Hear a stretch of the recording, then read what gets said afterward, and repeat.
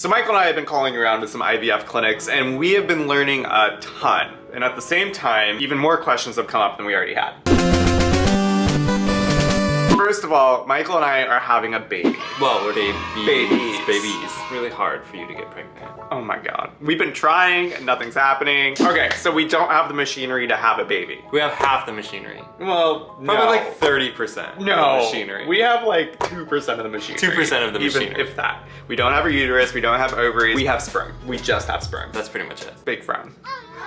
Bigger frown.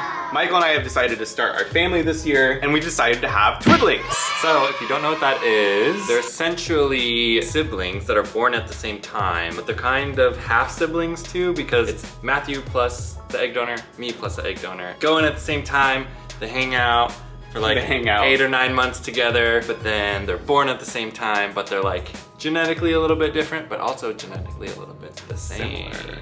Right. Twins because they're born at the same time, half siblings because genetically they are half siblings. And we landed on this decision because both Michael and I want to have a genetic tie to each of our children. We both grew up with siblings and we want to make sure— I have a lot of siblings. You have a lot of siblings. We want to make sure that in our family we don't have like just one individual kid growing up. And it's sort of a unique position too, because it's a long process, but we sort of have a little bit of a say in it as well. So it's kind of weird to be able to choose, but nice at the same time because we can say like, you know what, we would love twins. That's the path that we've decided to go down. Now it's all about putting the pieces together to make that happen. And it's not just a path that like we created out of thin air either. We've seen it happen a lot. We've seen a lot of gay couples go through that same sort of journey where they decide to go through surrogacy and they decide, you know what, let's have twins. Because the process can be a little bit long and daunting, so to go through surrogacy multiple times could be a lot prohibitive. Yeah, we're not reinventing the wheel. This is a popular thing that is done a lot in the surrogacy world, especially in Oregon, the state that we live in. People from around the world come to Oregon to have do twiddlings. To have surrogacy in general. We're doing our best in making the decision that we can to really make that happen. Or try to make it happen. With the 2% of machinery that we have. And a lot of hope. A lot of hope. A lot of planning, toss it up to the gods. And a lot of stress and anxiety. Oh, anxiety. So anybody who's not familiar with surrogacy, you have to locate an agency that's gonna help you kind of guide you through the process. And an IVF clinic, fertility clinic. A fertility clinic who is essentially gonna do all of your science. IVF or in vitro fertilization. So the surrogacy agency helps you through the process from beginning to end. They help match you to a gestational carrier. They're like the guide that walks you through the process. I imagine the surrogacy agency like Gandalf with his staff that's lit up at the top and he's guiding you through the forest to Mordor. To Mordor? I mean, or Rivendell? To Rivendell. To Rivendell. Sounds better and more like angelic for a baby, right? Okay. Anyway, so they help with contracts and legalities. They also help with communication between the gestational carrier and the intended parents. They have a list of gestational carriers or surrogates. Right, the IVF clinic is the one that helps match us with an egg donor. Got it. See? We're learning. So equally, you need to find a fertility clinic to work with your surrogacy agency and you in order to do things like sperm testing or reproductive capabilities for us, the intended parents, finding an egg donor, being able to retrieve the egg from the donor or take it from their egg bank. And then fertilize the embryos with a sperm that they collected as well. Yep, that includes the sperm retrieval, the IVF, and the incubation of the embryo after they've done the fertilization. And then they do the implantation into the gestational carrier. And finally, there is 10 weeks of frequent checkups with the gestational carrier in order to make sure that everything is going smoothly. It's a lot.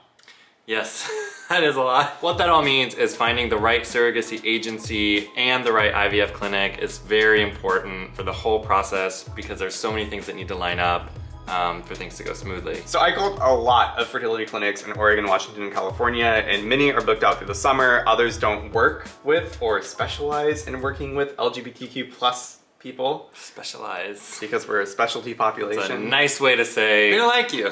I had one that told me that it's a little too complicated to work with LGBTQ plus people. Wow. It's not as straightforward as when like a heterosexual couple comes in and you're getting sperm from one and doing the fertilization in the other. I think it's discriminatory and it's stupid, but moving on. Some IVF clinics just won't do 2 embryo transfers. They will only do 1 at a time, so you can't really do the twiddlings thing, which there's a higher risk involved, so that one makes a little bit more sense. But you just have to find which IVF clinic will do a double embryo transfer if that's something that you're looking to do. And additional to that, not all fertility clinics work with certain surrogacy agencies. So the agency They just don't and talk the clinic, to each other for some reason. Yeah, they have to be friends in order for it to work. Yeah. It's a little more complicated than I thought. Like you would think you'd get one and then you get the other, but they also then have to talk to each other. I don't know. It's not a straight path because we're not straight. Very funny. So it's not only cost that we're thinking about, we also have to consider whether or not the fertility clinic has worked with gay couples before, if they have a good track record with working with LGBTQ plus people. And if they have like a high success rate of in vitro fertilization, like do they have issues? Is the doctor competent? Are our future children going to be in good hands? Yeah, is everyone who's working there competent? Like what's the track record? It's a high stakes kind of thing when you think about it. The more you think about it, the scarier it is. And we also want to make sure that we can get a consultation, our first appointment, relatively soon, so we're not waiting 2 years before we even get to the point of pregnant. There's a lot of questions, there's a lot of things that can come up. Those are some good questions to ask like straight out of the gate. It's like, have you worked with LGBTQ plus couples before? What's your success rate in embryo transfers? Do you do single embryo transfers or double embryo transfers or both? Do you work with the surrogacy agency that I'm thinking of booking? Things like that. Where we're at now is we've made a lot of calls around everywhere, and we've finally landed one. I think it's gonna work out. Hopefully. OHSU. Yeah, which is actually where I'm gonna be Matthew working. got a job. Yes. So the hope is that he will be working at the place where we will maybe have our fertility clinic as well. So that would be the dream scenario. We've landed on a wait list for that clinic, and they're gonna call us back in a few weeks to hopefully plan an initial consultation over the summer. And if that works out, then hopefully we'll be on track for transplantation in November or December to finally get pregnant. Pregnant! Pregante. And we just signed up for this educational program through Gays with Kids in order to learn more about this whole process. They're starting a Gays with Kids Academy, which is essentially step-by-step how to go through this process, what the next step is, how do you get there, who do you call. So I am excited about that because honestly, this whole area of LGBTQ plus family planning seems like the Wild Wild West. It's a little murky. There's not a lot out there. There's becoming more because there are a lot more people that we know who have gone through this, and a lot of people who have reached out and they said they went through it. I know this is the reality that we're at right now, but stepping back, I just find it hard to believe that it's this freaking difficult for LGBTQ plus people to go into family planning. I know it's getting a lot better, and it is a lot better now than it was, say, 10 years ago. But organizations like GWK are doing a lot to help push the envelope forward and to get more information out there so that people like us at least have a place to look and find information. But even living in one of the most liberal places for surrogacy in the world,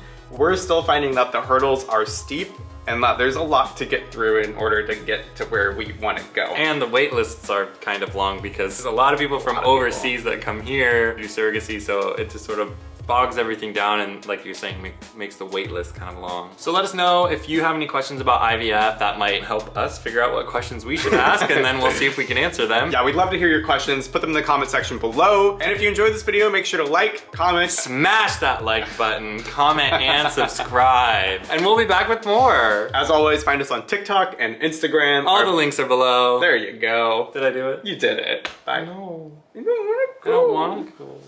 Okay, bye. Look at how this light, look at how the light has... No, it's all over you. I'm sorry. It's so shiny. Don't take my shirt off, please. Take your shirt off. Okay, bye. Show nipple cam. Bye. Bye.